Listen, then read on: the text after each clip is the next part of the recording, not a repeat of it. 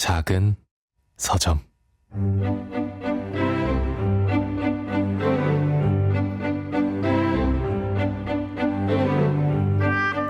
안녕하세요.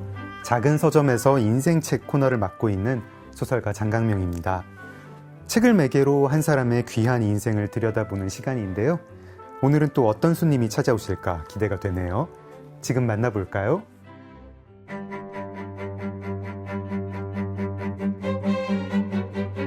박미옥 작가는 대한민국 최초의 여성 강력계 형사로 수많은 최초 타이틀을 갈아 끼우며 30년 동안 활약한 여형사의 전설입니다.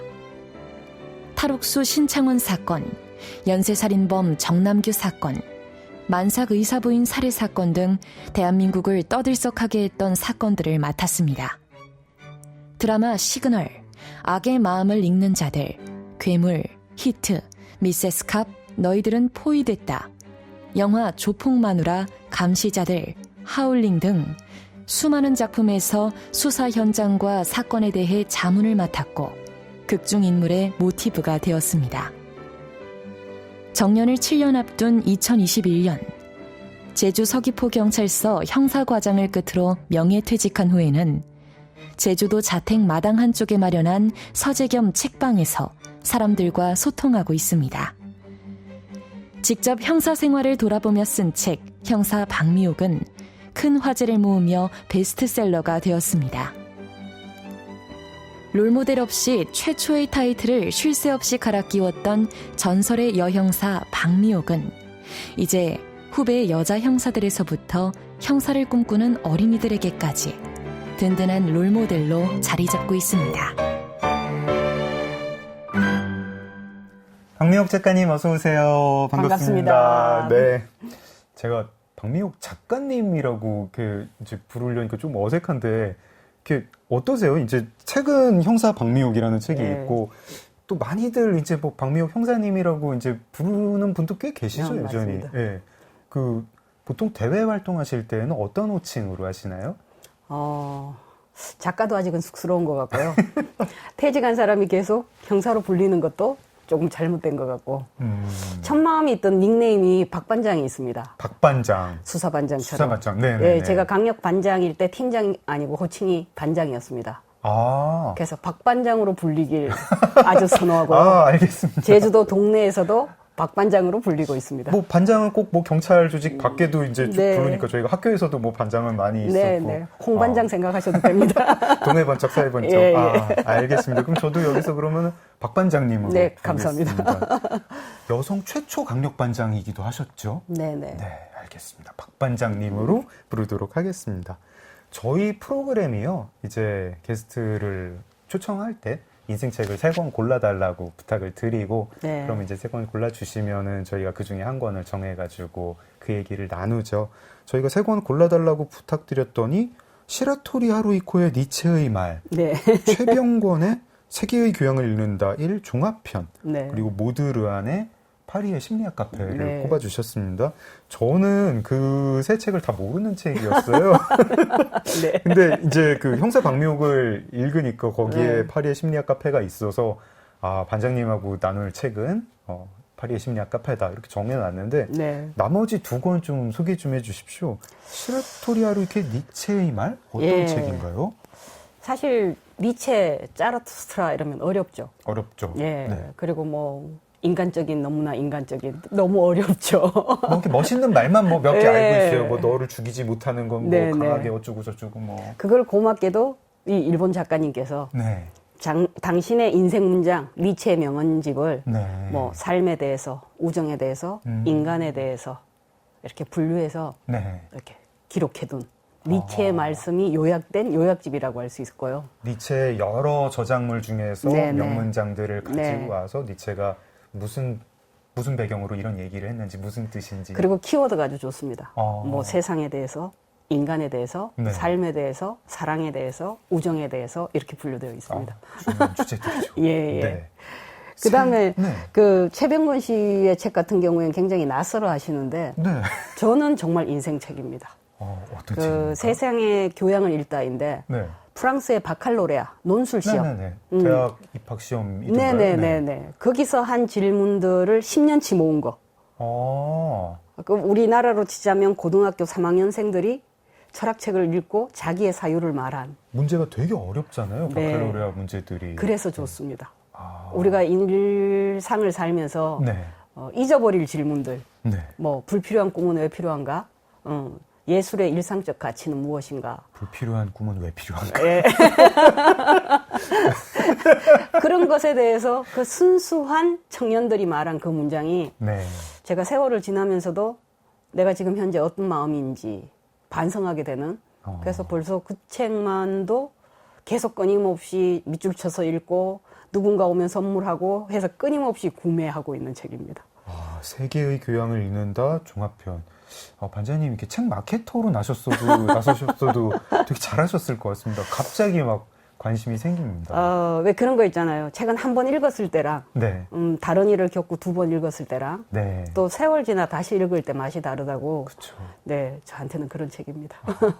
제가 사실은 이제 반장님이 반장님께 책을 요청할 때 뭔가 무슨 막연히 뭐 그런 선입견이 있었나 봐요. 무슨 뭐 범죄 관련한 책, 뭐 되게 유명한 프로파일러가 나오는 책이라든가 뭐 굉장히 전설적인 뭐 탐정이 나오는 뭐 소설이라든가 뭐 이런 거를 좀 기대를 했었나 봐요. 네. 내지는 뭐 정의, 뭐 심판, 뭐 이런 책들. 근데 막상 추천해 주신 책이 니체, 심리학, 교양. 그래가지고 약간 이런 생각도 들었고요.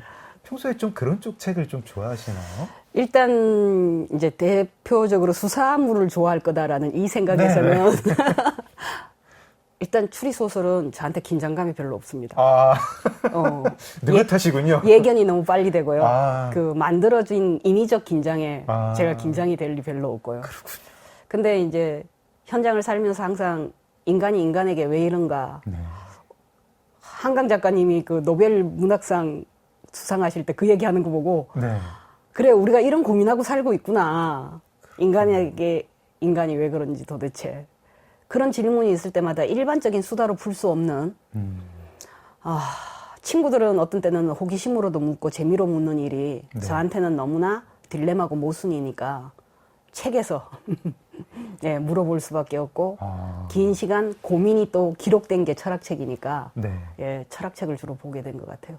저희가 이제 좀 사람이 왜 이럴까라는 질문에서 멀리 좀 안전하게 안온하게 사는 사람들은 이제 좀 스릴을 느끼려고 범죄물도 있고 그러는 것 같은데 약간 다행이다 이런 삶이 다행이다 싶기도 하고 또 어떤 철학 같은 거 갖고 계신지 그런 것도 계속 여쭤보고 싶고 그렇습니다. 지금 제주도에서 서재도 운영하시죠? 거기는 책들이 그럼 심리학 책이나 뭐 철학 책들이 주로 꽂혀 있는 건가요? 예. 사실 서재를 운영하고 있지는 않고요. 커피 한 잔을 팔기 위해서 한 사람을 만나기 위해서 24시간 한 곳에 몸을 타입은 아니라서 네네. 필요하신 분들이 오면 사랑방으로 만나는데 철학책, 인문학책, 심리학책, 특히나 심리학 중에서도 감정에 관련된 책 그러다가 만들다가 제가 정신분석이라는 곳이 제가 약간 특화된 느낌이 들어서 정신분석 코너도 있습니다. 그리고 죽음에 관련된 책 이렇게 주로 있습니다. 그러니까 이게 서점이나 북카페 뭐 누구나 찾아와서 커피 마시고 가는 이런 곳이 아니고 반장님이 초청하신 분이 오시면 이제 보여드리고 거기서 이야기할 수 있는 그런 좀 폐쇄형 서재? 예, 맞습니다. 그런 곳이고 거기에 들어가면 죽음에 대한 책도 있고 정신분석에 대한 책도 있고 심리학 심리학 터적도 있고요. 저희가 요 서재 이야기를 특별한 사람만 갈 수 있는 서재 이야기를 내일 2부에서 좀 자세히 들어보겠고요. 지금 청취자분들께서는요, 저희 작은 서점 인스타그램 보시면은 박미옥 반장님의 그 특별한 서재 사진들이 많이 올라와 있어요. 한번 보시면서 이곳은 어떤 곳일까 뭐 생각해 보시는 것도 좋겠습니다. 그러면은 인생책으로 꼽아주신 모드르안의 파리의 심리학 카페 들어가기 전에 이 책 내용과 저자를 소개를 해드리겠습니다.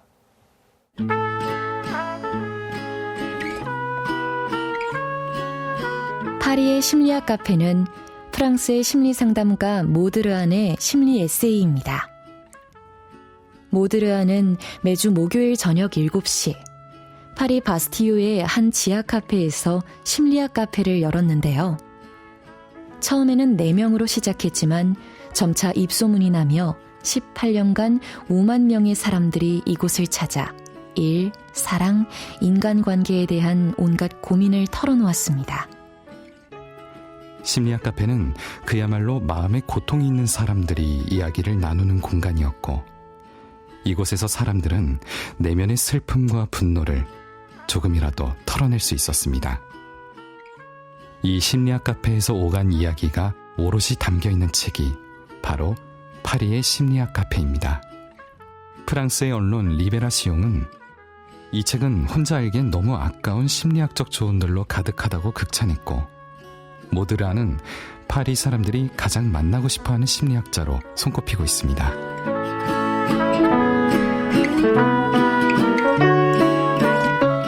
작은 서점 장강명의 인생책, 박미옥 작가님과 함께하고 있습니다. 네, 모드르안의 파리의 심리학 카페 인생책으로 꼽아주셨고요. 형사 박미옥에 이 책이 나오더라고요. 뒷부분에. 네. 파리 여행을 준비하면서 우연히 읽게 되신 책이라고요. 네, 조금 이렇게 그 접한 과정 같은 거 구체적으로 좀. 그래도 이제 파리 여행을 계획할 때는 네. 또 철학 서적을 좋아한 만큼 철학 카페에 가고 싶었죠. 파리 여행 계획할 때 저는 이렇게 뭐 고추장 뭐 이런 거 준비했는데. 그래갖고는 파리에 카페를 검색을 했는데 네. 갑자기 심리학 카페가 뜬 거예요. 아, 파리 카페 검색했더니 네. 이 책이. 네. 그때 아마 책이 막 나온 지 얼마 안 됐을 때 같습니다. 아. 그래서 뭐지? 네. 그리고 이제 그 책을 구입을 하고 또 그 카페를 열심히 검색을 했는데 네. 나타나질 않는 겁니다. 아, 이 파리의 심리학 카페 저자인 모드르안이 운영하는 그 카페. 예. 아, 네. 분명히 4구에 있는 것 같고 네. 바스티유 파리 그곳 4구. 예. 네. 이미 문을 닫았더라고요. 아, 그렇습니까? 예. 아, 사실은 아, 네네. 하지만 저는 심리학으로 카페를 한다라는 신선함이 이미 들어온 거죠. 네. 그리고 이제 그분의 이야기를 읽으면서 느낀 모습이 이제 제가 많이 투영됐던 것 같습니다. 이제 파리의 심리학 카페가 반장님이 처음 읽으셨을 때는 지금 출판사가 아닌 다른 출판사에서 나온 책이었고, 지금 이제 출판사가 한번 바뀌었죠. 그때 바뀐 출판사에서 이제 반장님 추천사를 길게 책 앞에 넣었더라고요. 거기에 보니까 파리의 심리학 카페를 읽은 뒤에 인생의 행로가 바뀌었다. 네. 네. 내 인생이 막 모드르안을 꿈꾼다. 이렇게 써주셨어요. 여러 사람 인생을 바꿨습니다. 아마 그 이후에 책이 절판이 된 것 같고. 네. 그리고 그 책을 기획했던 분이 다른 출판사에 가신 것 같아요. 아, 그래서 그 책을 다시 거기서 복간을 하신 거군요. 그리고 네. 저는 많은 독자분이 그 책을 다시 불렀다는 것도 굉장히 신선했고요. 네. 네. 그리고 반장님 같은 독자분들. 예. 네. 그리고 그 책을 읽고 또 많은 치유를 받은 분들의 글을 보면서 뿌듯함도 컸고요. 네. 그래서 첫 번째 책 때는 그 모드리안 그 작가님의 인생 얘기가 주로 많았거든요. 네. 그리고 이제 새로 나온 책에는 정말 우리한테 필요한 29가지의 그 마음의 처방 같은 네.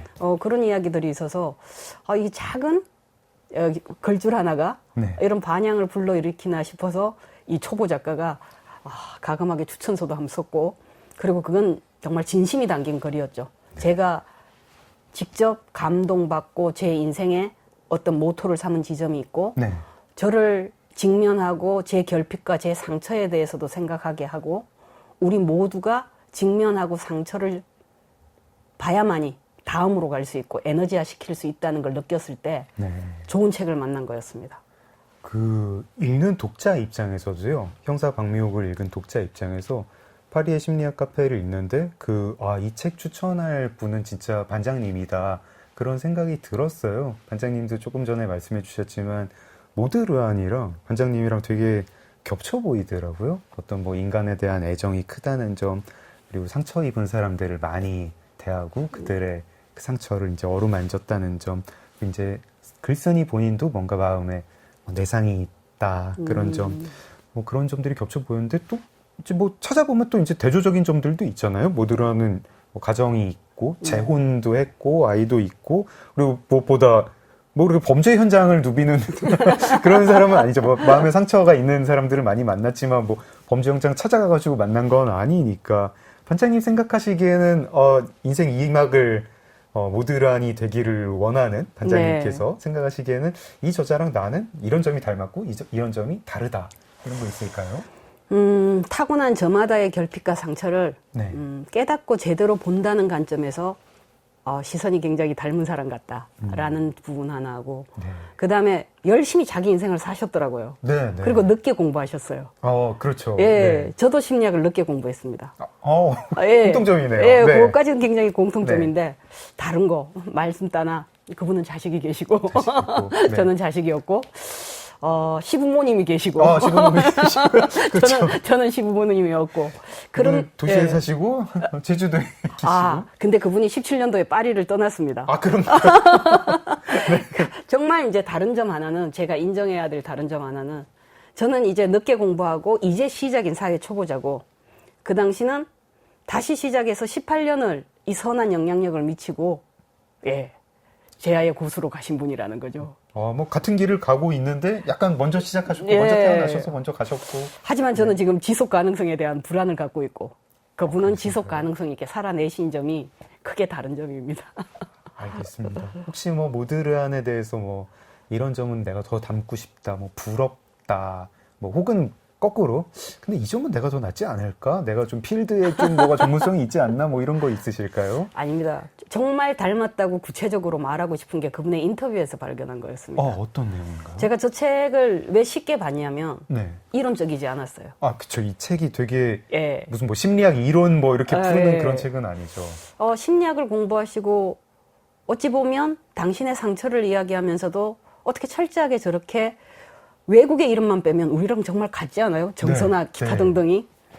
사는 거 다 비슷하더라고요. 딱 두 마디였습니다. 나는 사람을 관찰했을 뿐이다. 상식을 기준으로. 그런데 우리는 그 상식을 인정 못하고 있다. 그 점에서 저는 정말 상식이 통하는 세상을 원했고 상식적인 사람이길 원했거든요. 저 읽다가 약간 내가 상식이라고 생각했던 게 상식이 아니다. 그런 발견도 많이 했었어요. 그게 상식이었어요. 그게 상식이었어요. 네. 그 얘기 조금 이따가 음악 한 곡 듣고 들어보겠습니다. 파리의 심리학 카페를 읽으면서 들으면 좋을 음악 뭐 이런 게 있을까요? 아니면 뭐 다른 음악도 좋습니다. 뭐 사실 그분이 지금 80이 넘으셨잖아요. 그리고 한 인생 살면서도 그 꾸준함을 또 살고 계신 조니 미첼의. 보스 사이드 나우? 보스 사이즈 나우. 알겠습니다. 이 노래 어떤 노래인가요? 인간의 양면성, 세상의 양면성. 하지만 지금을 사는 우리한테 경계가 없는. 그래서 저만 해도 현장에서 살면서 선하게 구분 방법으로는 세상을 볼 수 없었거든요. 그렇군요. 그것을 통찰하고 그것을 어떻게 바라볼 것인가로 제가 살아왔지 선하게 구분법으로는 근데 그 조니 미첼의 그 노래에는 이미 그 가사가 담겨 있더라고요. 그렇군요. 파리의 심리학 카페도 보니까 뭐 우리 모두 다 아름다운 사람이에요, 다 착한 사람이에요 이런 건 아니더라고요. 되게 현실적으로 인간이 이렇습니다, 이런 면이 있습니다 하던데 조니 미첼의 보스 사이즈 나우 들으면서 그 인간의 양면성도 생각해 보겠습니다.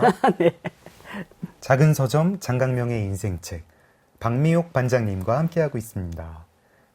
파리의 심리학 카페 이제 이 책 이야기를 할 건데요.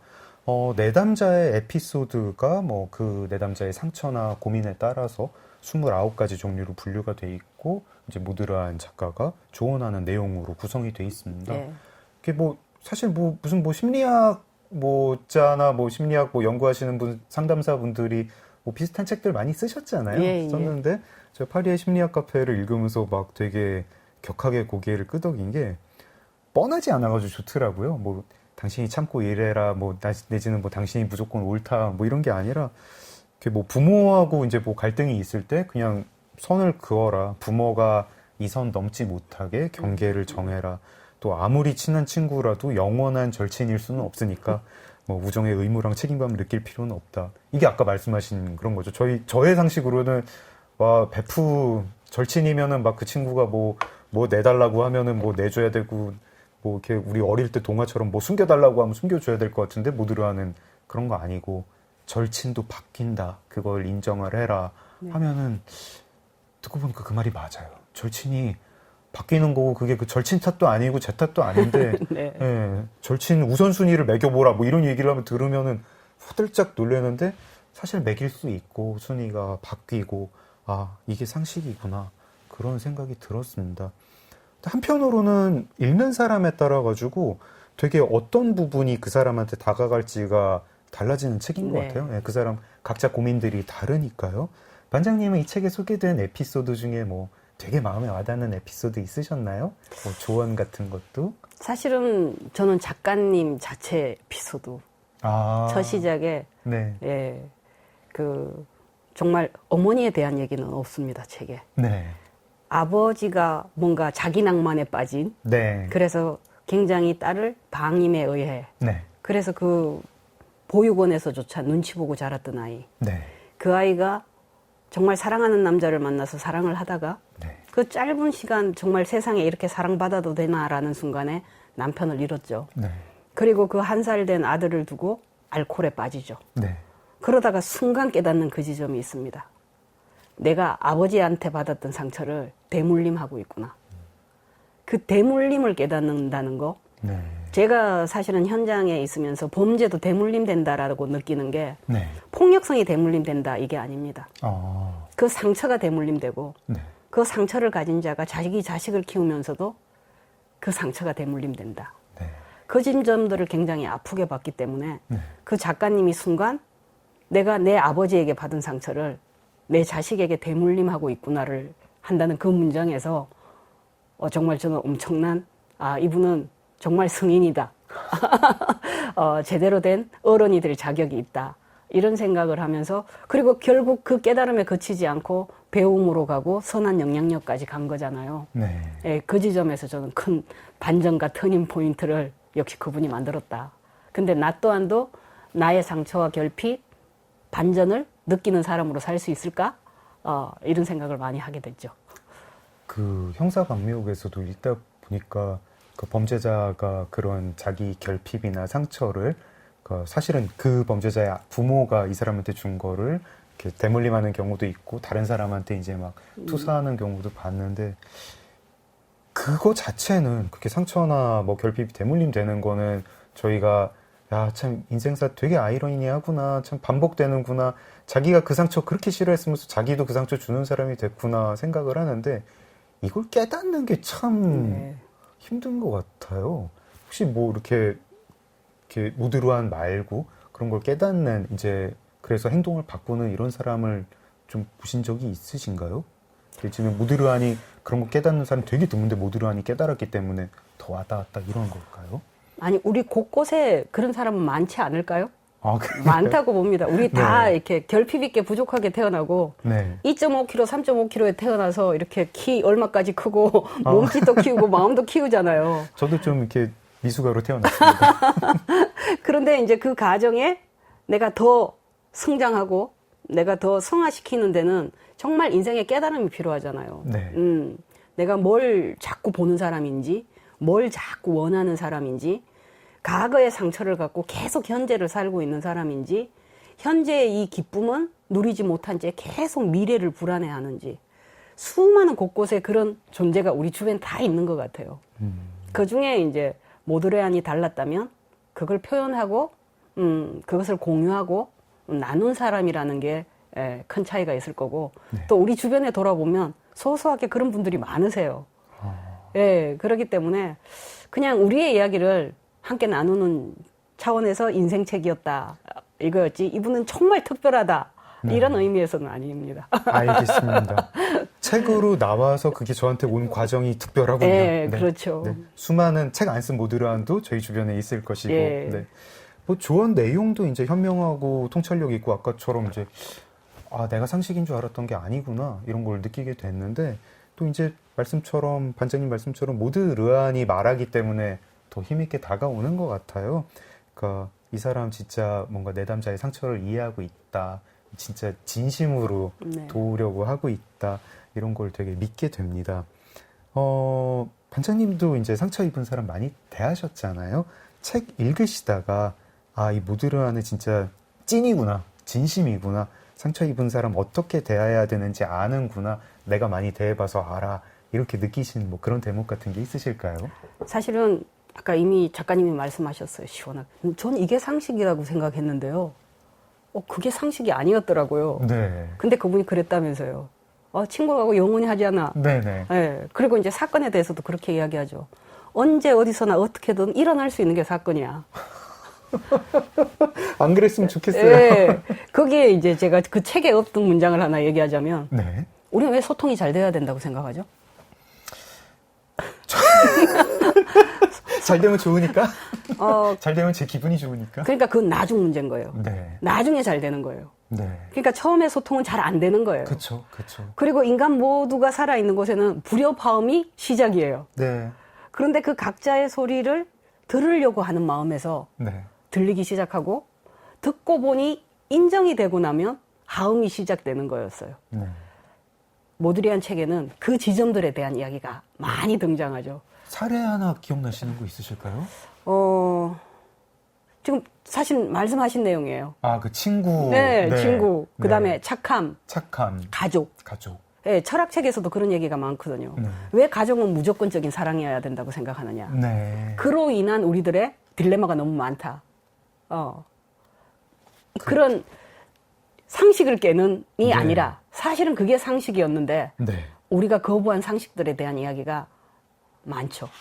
이게 이제 청취자분들께 소개를 해드리면 아마 제가 기억하기에 이런 내용이었던 것 같습니다. 이제 어릴 때부터 절친으로 자란 친구가 있는데 요즘 그 친구 만나면은 좀 말이 안 통하고, 사실 그렇잖아요. 네네. 저희가 학교에서 만난 친구를 사회에서 만나면은 예. 조금 그때처럼 이렇게 말이 잘 통하지 않아, 좀 멀어진 것 같아, 서로의 세계 때문에 라고 하는 그런 고민자가 그런 고민을 무드란히 듣고는 절친도 바뀔 수 있어요 라고 얘기를 해보고, 네, 한번 우선순위를 매겨봐라, 친구의 우선순위를 했더니 저희가 되게 인정하기 싫잖아요. 네. 네, 한때 나의 절친이었는데 지금은 순위가 쭉쭉 내려가고 있어 라고 하면 꼭 내가 뭐 잘못한 것 같고 배신한 것 같고, 네. 네, 근데 그렇지 않다. 그리고 이렇게 변하는 게 상식이다. 저희는 다른 사람 만나면은 소통이 잘 되기를 바라고, 그거 소통이 잘 되는 그런 거를 이제 좀 기본값으로 생각을 하고, 사건, 범죄 같은 거 안 일어나는 게 상식이었으면 하는 마음에, 그게 기본 상태였으면 하는 마음에 좀 안 일어나야 된다고 생각을 하는데. 그러니까 저는 그런 지점들에 많이 이제 이 책에 공감이 됐던 게, 네. 인생에 왜 행복이 목표죠? 불행도 할 수 있는데. 네. 네. 그 다음에, 인생에 왜 반드시 사랑은 영원해야 된다고 생각하느냐? 그렇지 않을 수 있는데. 네. 어찌 보면 그렇지 않은 게 사랑일 수도 있는데. 네. 그리고 인생은 행복이 목표가 아니라 살아가면서 어떤 일이 일어날지 모르는데 그에 대한 태도, 그에 대한 선택을 무엇을 하느냐에 따라서 그 당신의 운명이 정해지는 것인데, 네. 당신은 왜 그 생각에 머물러 있느냐.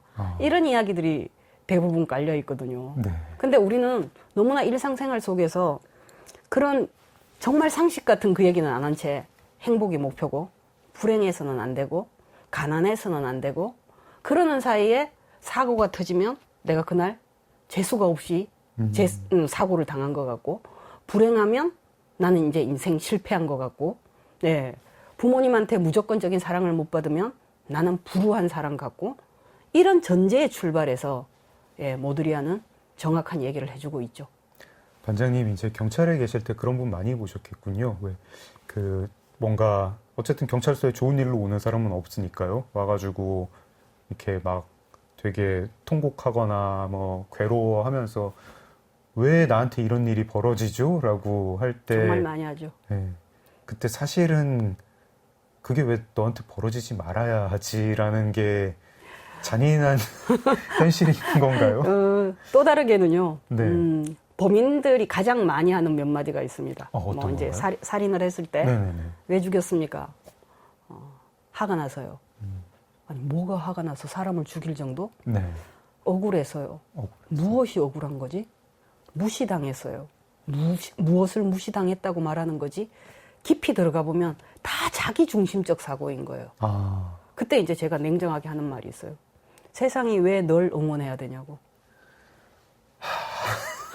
세상은, 너는 세상을 응원하지 않는데, 너는 타인을 존중하지 않는데. 네. 그래서 제가 요즘 강연 다니는 주제 중에서도 인정받고 싶으면 인정해라. 네. 그것은 선악의 구분법만으로는 되지 않는다. 반장님 이렇게 그 미소 띈 얼굴로 그런 말씀하시니까 되게 무섭습니다.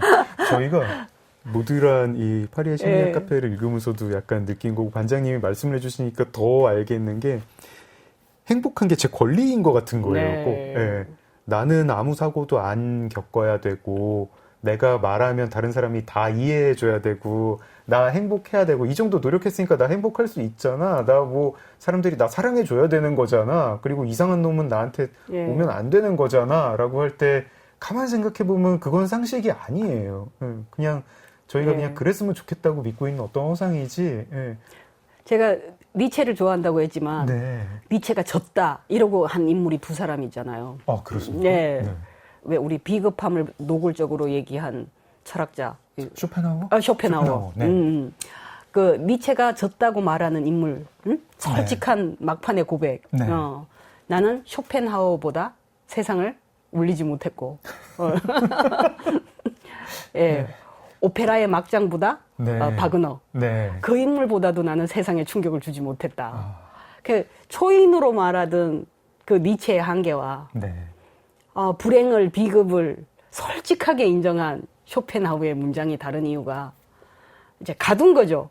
인간은 이래야 된다. 근데 과연 인간은 그랬을까? 뭔가 인간은 이제 뭔가를 극복하는 존재다라고 말하는 사람이랑 그런 거 없고 그냥 세상 염세적으로 그냥 나 이렇게 솔직하게 나 이때 도망쳤고 나 이때 이렇게 비급했어. 그렇게 솔직하게 말한 그분이 더 위대했다고 표현하죠. 제가 파리의 심리학 카페를 약간 좀 가볍게 봤나 봐요. 이게 되게 무서운 책이었네요. 되게 무서운 책이고 좀 약간 시꺼먼 데가 있는 저희가 행복할 권리 같은 건 없는 거군요. 범죄 현장에 있으면서 수많은 사람의 자기 합리화의 이야기를 듣잖아요. 그러다 보면 저마다 말하는 말이 너무나 다른 거예요. 그런데 이게 옳다 그러다만으로는 제가 소화가 안 되니까 이게 뭐지라고 들여보다 보는 사이에 그게 각각의 자기 에너지더라고요. 나는 이게 중요하고 난 이것만큼은 반드시 가져야 되겠고 거기가 버튼이 눌리면 갑자기 밖에서는 저 사람 왜 그날 그래서 저는 이 수많은 엇갈림의 에너지가 세상을 역동적으로 돌아가게 하는구나. 그런데 우리는 진짜 이런 행복을 갖고 싶고 이런 안온함을 갖고 싶고 이왕이면 이렇게 살고 싶고가 너무 획일화되어 있는 게 아닌가. 자기가 그 자기 에너지가 어떤 방향이고 어떤 모양인지 알면은 그걸 잘 활용해서 파괴적으로 쓰지 않고 조금씩 아껴 쓰면서 좀 이렇게 창조적이고 좀 생산적인데 쓸 수도 있겠어요. 그 힘을 거기서 끌어내서. 그러면 참 좋겠는데. 그래서 이 작가님이 곳곳에 이렇게 내담자들이 오면 순간순간 왜 그래야 하는데라는 합법이 많죠. 이제 잘 이해가 갑니다. 제가 이 파리의 심리학 카페를 읽으면서 왜 이 책 좀 반장님이 재밌어 하셨나 보다 하는 것도 약간 좀 짐작하는 것 중에 하나가 심리 상담소는 저 별로 가고 싶지 않은데 심리학 카페는 가고 싶은 거예요. 여기 이제 공간이 되게 재밌더라고요. 사실 뭐 심리 상담소죠. 심리 상담소인데 카페처럼 꾸며놨고 온 사람이 거기에 이제 상담사인 모드르안을 안 만날 수도 있고 자기들끼리 막 얘기할 수도 있고 남의 얘기 듣다가만 그냥 가도 되고 이런 곳이더라고요. 이렇게 하나 저것도 그러니까 오후 7시에 연다면서요. 오후 7시에 문을 닫는 게 아니라 근데 여기서도 이제 반장님이 좀 겹쳐 보였습니다. 반장님이 지금 제주도에 꾸미는 서재도 좀 그런 곳이죠. 일상적이지 않죠. 그래서 일단 카페 문을 열고 들어왔을 때 사람들이 일반적인 북카페를 상상하고 오시는 거죠. 당연히 커피가 내려지고 메뉴판이 있고 그런데 마루가 만들어져 있고 또 한쪽은 개개인이 앉아서 혼자 앉으면 나만의 서재 같은 느낌도 들 수 있고 근데 앞에 폴딩 도어를 놓으면 하늘이 가득 보이는 예, 바깥으로 갑자기 내가 나간 듯한 느낌도 들고. 보내주신 사진 보니까 이렇게 슬라이딩 도어 예. 완전히 이렇게 한 벽이 그냥 열리는 네, 네. 구조더라고요. 하늘을 안으로 들였죠. 네. 그때 이제 사람들이 그 첫 순간에 깨지는 게 있습니다. 어떤 건가요? 아, 내가 너무 일반적이었나 봐. 아. 거기서부터 시작인 것 같아요. 공간 자체가 특별하니까 그게 이제 일반적인 카페가 아니니까 그 생각을 예, 하게 되는군요. 예. 아, 난 너무나 뻔한 생각을 하고 왔구나. 거기에 이제 저희 집 그 담만 해도 굉장히 낮아요. 그러면 이제 많은 분들이 아, CCTV는 없나요?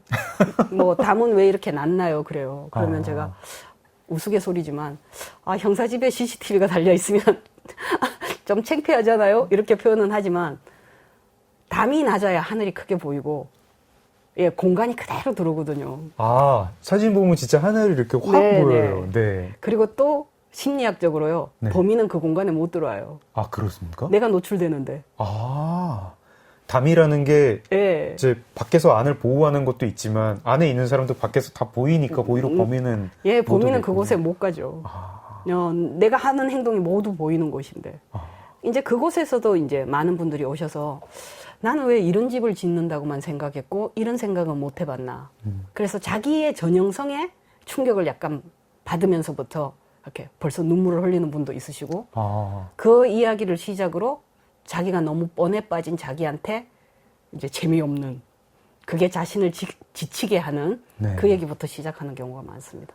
그 서재 꾸미실 때, 네. 그 서재 이제 뭐 건축가랑 이제 뭐 상의도 하고 설계도 하고 뭐 아이디어를 주실 거잖아요. 네네. 그때 약간 파리의 심리학 카페도 좀 참고가 됐나요? 뭐 사실 거기는 파리고요. 네네. 저는 한국의 제주도잖아요. 네. 그래서 정말 마루의 컨셉이 그런 공간이 있었으면 좋겠다였지만 인테리어나 구조에 대한 영감은 받지 않았고요. 아, 디자인을 받은 건 아니고 컨셉이 좀. 네. 컨셉이 충분히 서재라는 공간에서 자신을 볼 수 있게 할 수 있겠다. 네. 그리고 무엇보다도 강력 현장에 있을 때 자기 자신의 주감정을 모르고 네. 그다음에 그 감정을 다루지 못해서 타인과 소통이 잘 안 되는 그분들을 주로 만났을 거잖아요. 네. 그랬기 때문에 이 공간에 왔을 때 자신의 이야기를 할 수 있는, 자신의 감정을 이야기할 수 있는, 그러려면 집 마루처럼 마루가 좋겠다.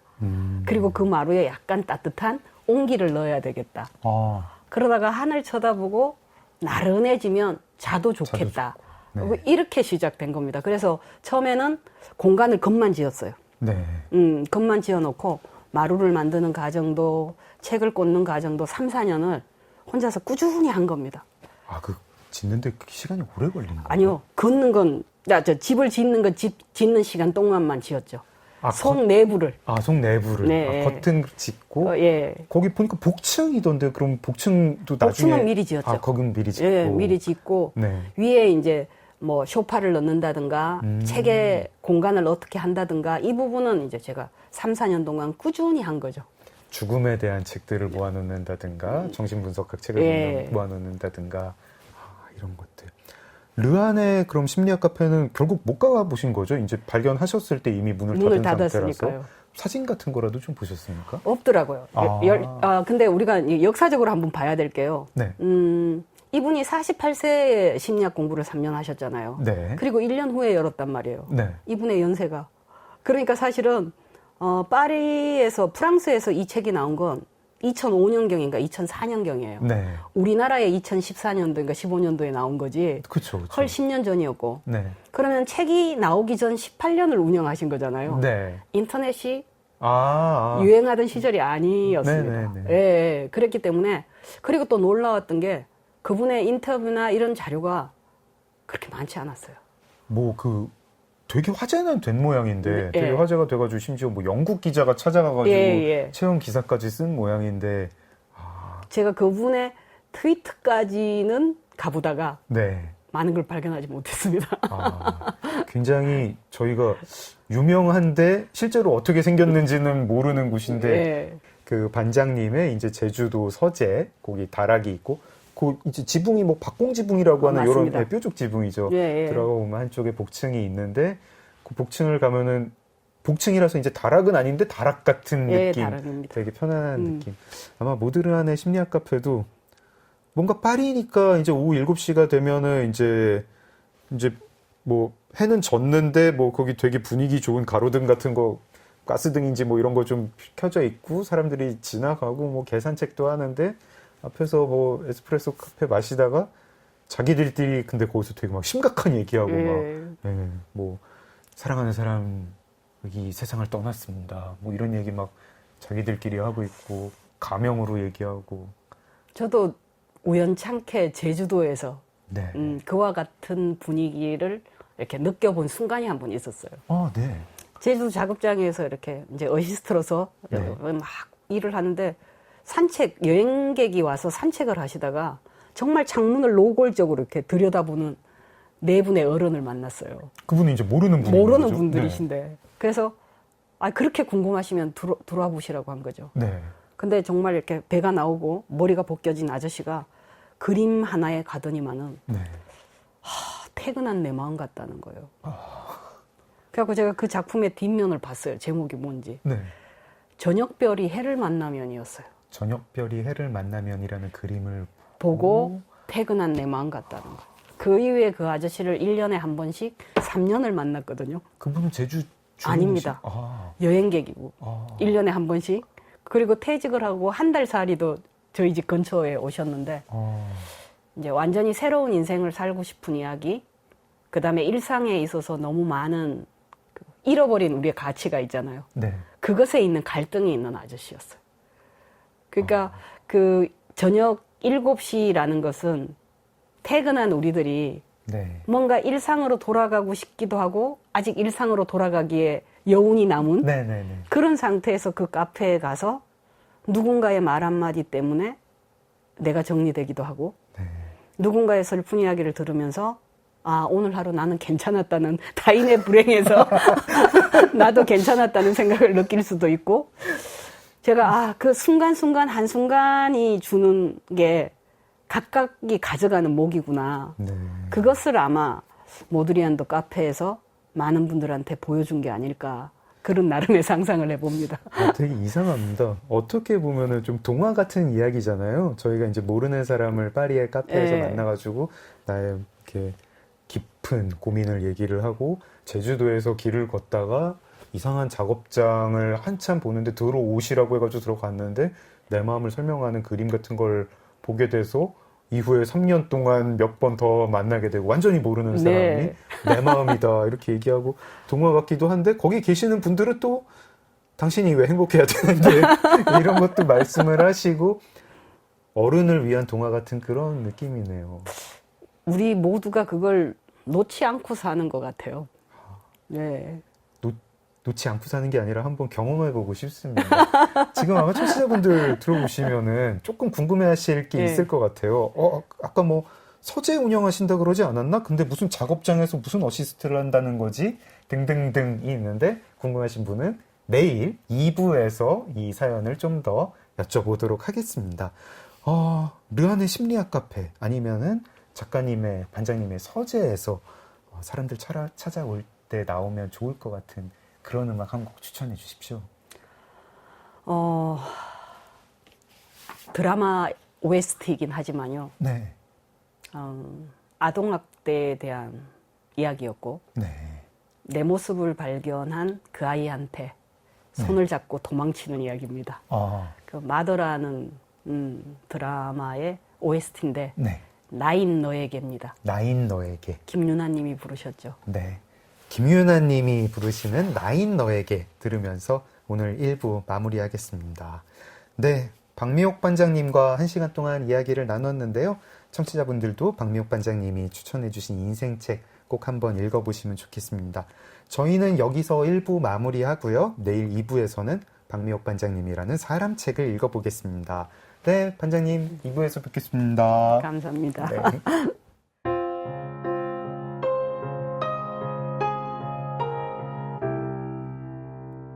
작은 서점. 네, 오늘 함께해 주신 반장님, 청취자 여러분 고맙습니다. 작은 서점 장강명의 인생책 오늘 문 닫겠습니다. 소설가 장강명이었습니다. 그리워했던